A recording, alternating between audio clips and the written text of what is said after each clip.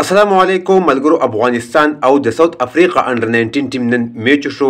د درې ملکونو سیریز روان دی. افغانستان، افریقا او د انډیا ترمنځ دغه د درې ملکونو سیریز روان دی. ډېر یو بهترین سیریز خو د افغانستان کرکټ بورډ چې کوم سکواډ اعلان کړی دی، د انډر 19 ټیم کوم سکواډ چې اعلان کړی دی د ساوث افریقا دغه سیریز دپاره، کوم چې درې ملکي سیریز روان دی، بالکل ته به نه وې که دی کې یاره د 50 اووریزو یا د اوډیای لوبغاړی شته دی چې یاره 50 اوورو کې دی کم از کم چې 250 سکور خو کم از کم که 200 که 300 نه 350 نه کم از کم چې 250 سکور 220 210 سکور خو کی یو سل 40 سکور باندې یو سل 10 سکور باندې افغانستان ټول ټیم په هر میچ کې اوټ کیږي. یو واحد په یو میچ کې ساوث افریقا ته نه پیغام 200 لک نه بر سکور کړیو. دا غي نه علاوه افغانستان دی یو سل 10 یو سل 40 یو سل 40 یو نیم سل سکور پورې افغانستان دغه سکور کوي. او افغانستان کرکټ بورډ باید داسې لوبغاړي لګلې وي چې هغه په اوډیای کې خفر فارم شو کړی وي، چې هغه په دې اوډیای کې خفر فارم شو کړی وي د په دغه درې ملکي سیریز کې چې افغانستان د میچونه ګټلې وي، افغانستان ته دغه کپ ګټلې وي.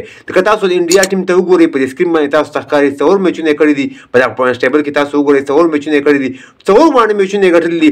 په پاکستان ټیم ته راشو، هغه انډر 19 ټیم دغه هم تکړه دی. که استرالیا ته راشو، که افریقا ته راشو، که د بنگلادیش انډر 19 ټیم دی نو هغه هم تکړه دی. خو د افغانستان انډر 19 ټیم په دغه درې ملکي سیریز کې هیڅ هم ونه کړل. که د افغانستان دغه لوبغاړو ته راشو، جمشید زدران دی ورسره، حسن ساحل دی ورسره، رحیم الله زرمتی دی ورسره، نومان شاه ورسره په خپله باندې کپتن دی، وکټ کیپر دی، یو ښه بیټسمین دی، خو پرفارم نه کوي. کم از کم چې مطلب د دې مطلب دا چې افغانستان کرکټ بورډ چې کوم سکواډ لګړی دی دغه ټي 20 سکواډ دی، په دغه کې کم د اوډیای د ون ډے پلیر نشته چې هغه ودرېږي په سلو باندې شپېته وکړي او په یو نیم سل باندې هغه سریز ووایي او د خپل ټیم د مشکلاتو نه بهر کړي او افغانستان ټیم یو ځای ته وباسي او میچ وګټي. نن د دې سکور کارډ څه شی افغانستان ټول ټیم په یو سل 9 سکور باندې اوټ شوی دی، چا پکې ښه سکور نه دی کړی، 15 پکې دوه لوبغاړو کړي. افریقا ټیم که تاسو ته زه وایم که نه صرف 15 ورونو کې افریقا ټیم دغه سکور پوره کړی دی، 15 لوبغاړي اوټ شوي په 15 وکټو باندې افریقا ټیم دغه میچ ګټلی دی. مطلب دا که افریقا ټیم اولنی بیټینګ کړی وی نو تقریبا چې 200 پورې 280 پورې سکور هدف یې افغانستان ته ورکاو. دغه هدف هم افغانستان نشي چیز کولی.